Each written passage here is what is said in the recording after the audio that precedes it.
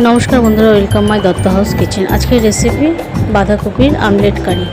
ফার্স্টে আমরা বাঁধাকপির পাতাগুলোকে ছাড়িয়ে নেব, দিয়ে ধুয়ে নিয়েছি। এরপরে আমরা কিছুটা গরম জলে নুন দিয়ে বাঁধাকপির পাতাগুলো গোটা গোটা আমরা সিদ্ধ করে নিয়েছি। সিটটা ফেলে দেবেন, না হলে সিটটা একটু থেতো করে নেবেন।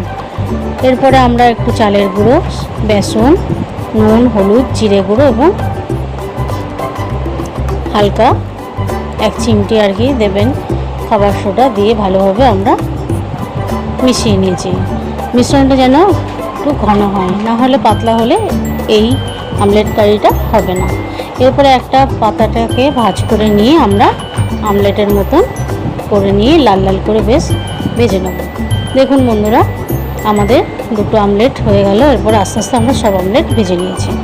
এরপরে ওই তেলেই দিয়ে দিচ্ছি পেঁয়াজ বাটা, আদা বাটা, রসুন বাটা এবং লঙ্কা গুঁড়ো, জিরে গুঁড়ো, হলুদ, লঙ্কা।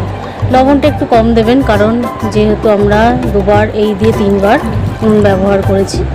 যেহেতু মশলাটা পুড়ে যাচ্ছে, তার জন্য হালকা আমরা জল দিয়ে মশলাটাকে ভালোভাবে কষিয়ে নিচ্ছি যতক্ষণ না মশলা থেকে তেল ছাড়ছে। দেখুন বন্ধুরা, মশলা থেকে তেলও ছেড়ে এসছে। এরপর আমরা দিয়ে দিলাম গ্রেভির জন্য জল। আমাদের রেসিপিগুলো ভালো লাগলে সাবস্ক্রাইব করবেন আর আমাদের পাশে থাকবেন।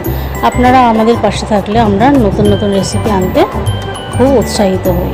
দেখুন বন্ধুরা, এবার আমলেটগুলো আমরা আস্তে আস্তে দিয়ে দিচ্ছি। এই আমলেট কারিটা মাছ, মাংস, ডিমের থেকে